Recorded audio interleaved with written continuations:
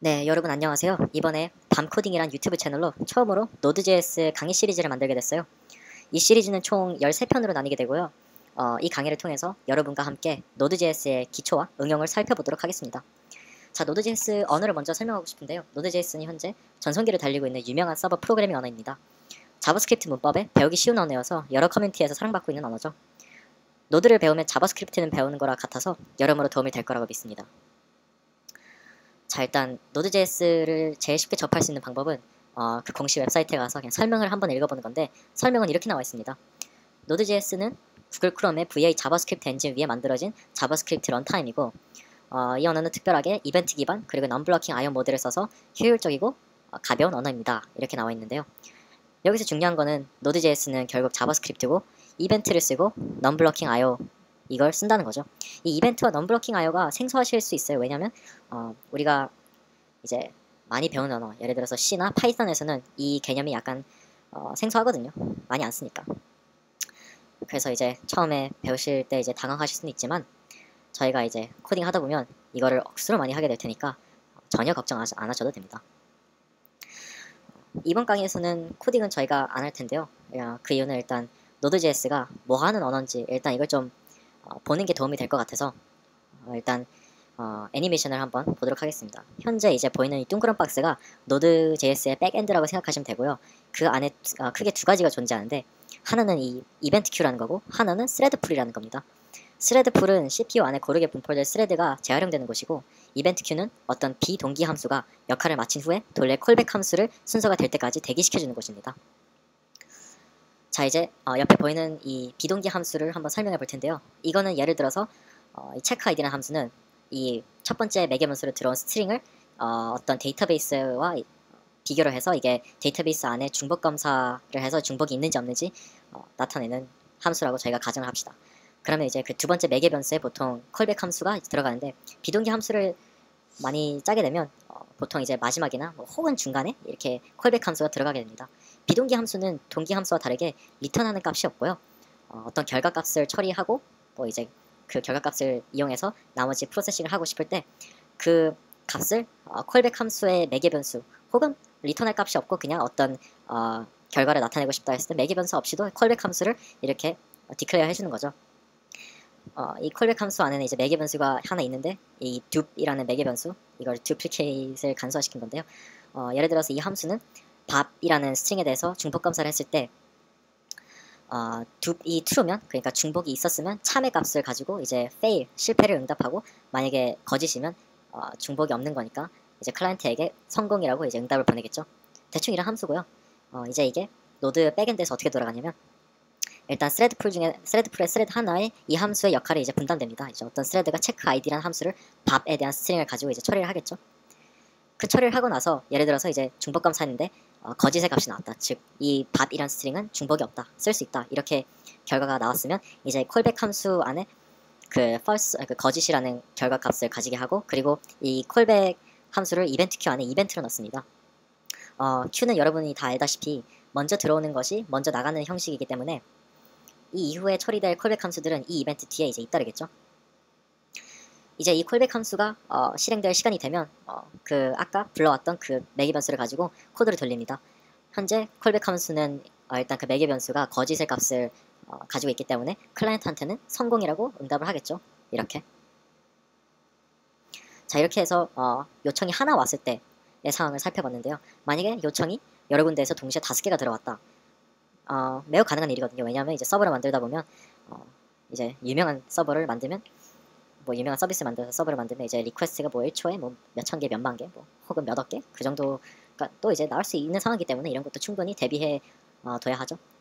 이제 이럴 때는 저희가 이제 애니메이션을 보실 텐데, 지금 보시는 것처럼 순서가 약간 뒤죽박죽이죠. 1, 2, 3, 4, 5 들어온 대로 나가는 게 아니고 어떤 것들은 스레드 풀에 먼저 들어오고 이벤트 꽤 늦게 들어오는 경우도 있고, 이게 어떤 걸 보여주냐면요. 비동기 함수는 저희가 순서대로 예를 들어서 비동기 함수 1, 2, 3, 4가 있었다 하면 그게 나중에 콜백 함수가 콜백 함수 1, 2, 3 이렇게 돌아간다고 우리가 이제 장담할 수가 없어요. 왜냐하면 그 함수들이 다 돌아가는 그 일과 이제 그 시간이 다 다르고, 그리고 이제 이벤트 큐 안에 들어가는 그 시간도 다 다르니까 이건 우리가 모른다는 가정하에 코딩을 그거 알맞게 해야 된다는 의미입니다. 우리가 나중에 나중 강의에서 이런 코딩을 많이 하게 될 테니까 이것도 너무 걱정하지 마시고요. 자, 근데 몇몇 분들께서는 뭐 이 구조가 좀 헷갈리고 굳이 이럴 필요가 있나 싶을 정도로 의아해 하실 수 있어요. 왜냐하면 저도 처음에 배울 때는 좀 많이 헷갈려 했거든요. 근데 Node.js가 이 구조를 선택하게 된 데는 이유가 있다고 저는 생각합니다. 그러기 위해서 이제 다른 처리 방식들을 한번 살펴볼 건데요. 일단 처음으로 그 synchronous 직렬 방식인데 이거는 한 번에 요청을 하나씩 받는다는 개념이니까 매우 쉬워요. 장점은 이제 그거죠. 간단하고 코딩하기가 쉽다는 거. 왜냐면 우리가 뭐 요청들이 많아도 병렬 처리 구조를 우리가 생각하고 있지 않으니까. 이제 단점은 그 현지 요청이 다 완료될 때까지 다른 요청들은 다 지체된다는 거. 그래서 직렬 방식으로 서버를 이용해 왔다는 분은 제가 본 적이 없고요. 여러분들도 이 방식은 제가 그렇게 추천드리진 않습니다. 이제 두 번째가 병렬 프로그래밍 방식인데 이거는 요청당 프로세스를 하나씩 만들어내는 개념이라고 보시면 됩니다. 이거는 장점이라기보다는 약간 그런 거죠.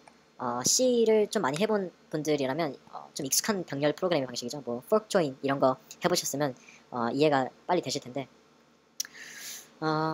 이것도 단점이 있어요. 서버에서 사용할 때는 일단 이걸 사용하게 되면 서버를 나중에 스케일링 할 수 있는 그 가능성이 거의 0에 가까워져요.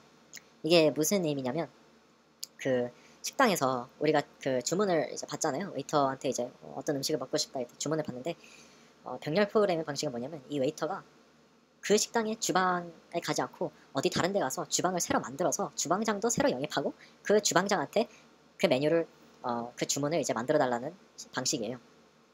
뭐 요청이 뭐 두세 개 이러면 뭐 그래 그럴 수도 있겠지 할 수 있겠지만 이게 서버는 요청이 뭐 1초에도 막 몇천 개씩 들어오고 그럴 수 있단 말이에요. 그렇게 되면 나중에 리소스가 엄청나게 낭비되고 우리가 이제 프로세서를 과용한다고 생각하시면 돼요. 이제 마지막으로 볼 게 이제 병행 프로세싱인데 이거는 요청당 스레드를 만들어내는 방식이에요. 프로세스와 스레드의 차이는 매우 간단해요. 프로세스 하나 안에 스레드가 여러 개 존재할 수 있거든요. 물론 이제 컴퓨터가 멀티 스레딩을 지원해야 하겠지만 요즘 컴퓨터에 그 멀티 스레딩 지원 안 하는 하드웨어가 거의 없거든요. 그래서 그냥 멀티 스레딩을 모두가 지원한다 이렇게 가정하고 보면 일단 장점은 그거예요. 멀티 프로세싱 하는 것보다 일단 오버헤드가 매우 저렴해요. 즉 이제 요청이 하나 들어왔을 때 스레드를 만드는 게 요청이 들어왔을 때 프로세스를 만드는 것보다 매우 싸다는 거죠. 그 비용이. 그리고 실제로 이제 유명한 웹서버들은 그러니까 아파치 같은 경우에 이 방식을 씁니다. 단점이라면 이제 그 스레드를 이제 관리하는데 그 공용 메모리 관리를 철저하게 하셔야 돼요. 안 그러면 이제 나중에 메모리 문제 많이 보실 텐데 Node.js에서는 이 병행 프로그램 이 구조가 우리가 아까 봤던 애니메이션에서 나왔듯이 이 구조는 다 이제 백엔드에 있으니까 우리가 코딩하면서 그거를 의식하면서 코딩할 필요는 없어요. 하지만 이거를 이제 메인으로 삼고 돌아가는 이제 웹서버들도 존재한다는 거죠. 여기 보시는 것처럼 이제 아파치 HTTP 서버가 이제 유명한 요청당 스레드인데 아파치라고 이제 막 요청이 뭐 9,000개 들어올 때 스레드를 9,000개 만든다는 건 아니고요. 이것도 제가 알기로는 그 스레드 풀이 있고 그리고 이제 그 스레드를 이제 재활용하면서 요청들을 처리하는 방식으로 들었어요.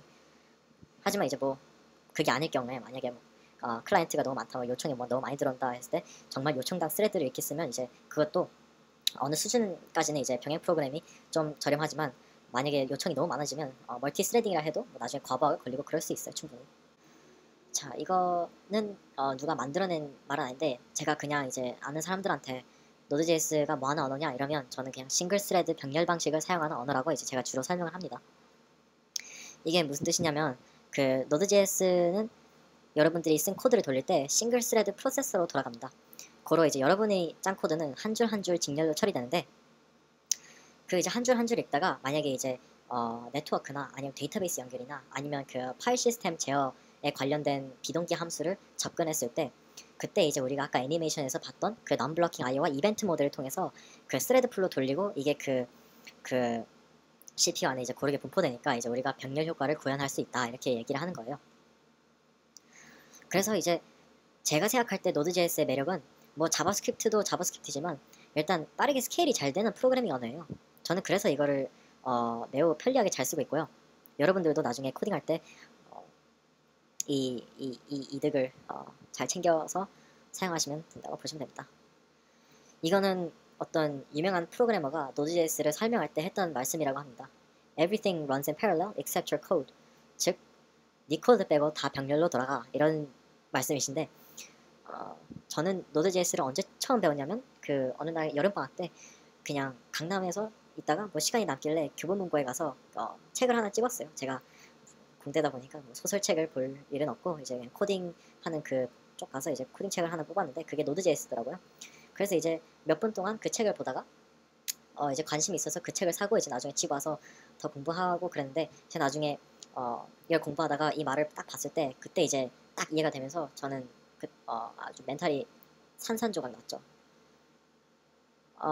이 좋은 언어와 이렇게 효율적인 시스템을 왜 나는 진작에 알지 못했고 그리고 학교에서는 이 언어를 왜 안 가르치는지 답답하기도 하면서 이 언어에 대한 기대감이 엄청 높아져서 그때서부터 공부를 더 많이 한 걸로 제가 기억하고 있어요.